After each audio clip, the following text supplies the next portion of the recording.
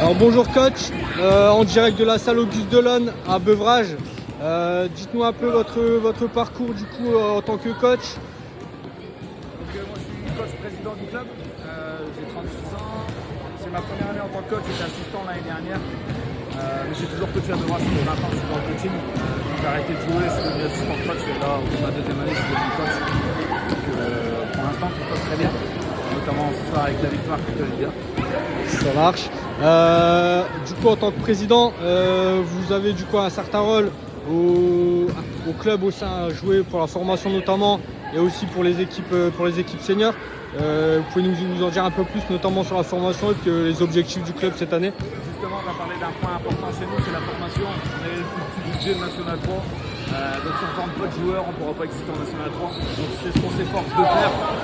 La preuve, on a 3 équipes en région, une en National 3, une en équipe internationale et une en promo région, pour que les jeunes joueurs puissent s'aguerrir rapidement dans le monde senior et qu'ils puissent petit à petit gravir les échelons, donc R3, R1, puis M3.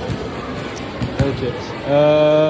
Au niveau du coup cette année de la N3, vous dites que vous avez le plus petit budget, mais force est de constater que après encore plus la victoire, on y reviendra dans quelques instants.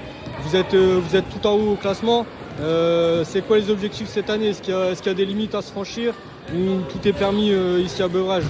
Alors, on a battu le record du club en National 3 la saison dernière avec 11 victoires, c'était 10. On a fini 7ème l'année dernière, c'est le meilleur classement qu'il y a jamais eu à Beuvrages. On aimerait faire mieux. Franchement, on aimerait intégrer le top 5. Pas du tout l'ambition de monter en National 2 parce qu'on n'a pas les structures, les moyens et on n'y est pas encore. Mais par contre, on aimerait bien finir dans les 5 premiers. Ok, très bien. Et du coup, pour revenir sur le match de ce soir, face au leader qui était invaincu jusqu'ici, donc Courbevoie, vous avez sorti un match solide, notamment en première mi-temps où vous avez eu une réussite notamment à 3 points exceptionnelle et vous avez su gérer aussi vos temps forts et vos temps faibles en deuxième. Ça a été quoi le discours un peu dans les vestiaires et c'est quoi qui a été mis en avant notamment cette semaine en entraînement? L'idée c'est simple, c'est que pour nous jouer le leader, c'est pour ça qu'on joue au basket. C'est pour ce genre de match-là. Nous on n'avait pas de pression, puisque tu tapes le leader, c'est un exploit, tu perds, c'est la vie. On avait failli le faire contre Logo, on avait craqué dans les 2 dernières minutes. Donc là le plan de jeu c'était vraiment les faire douter jusqu'au bout. Parce qu'ils ont mis des belles raclées un peu à toutes les équipes. On voulait voir ce qu'ils pouvaient donner en étant derrière au score.